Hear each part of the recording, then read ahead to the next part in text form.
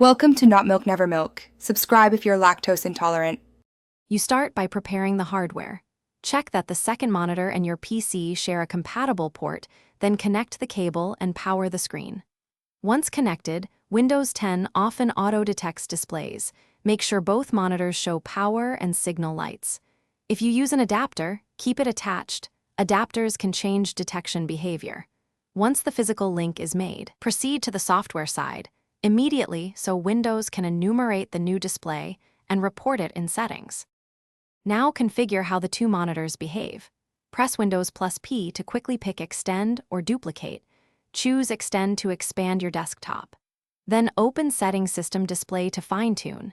Click Identify to label screens, drag the on-screen monitors to match their physical positions, and set resolutions and scale so text and windows look correct. Also choose which display is primary so taskbar and new windows appear where you prefer. These steps prevent cursor confusion and make multi-monitor work smooth. Finish by applying settings and testing. Drag apps across both monitors, set each display's refresh rate and color if needed, and confirm scaling produces readable text. Make small adjustments and then reboot if layout seems unstable. If a screen fails to appear, one key troubleshooting tip is to swap the cable or try the monitor on another device.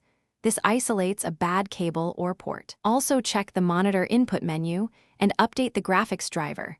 Those fixes solve most detection problems. Thanks for watching. If this was helpful, leave a like and consider subscribing. See you next time.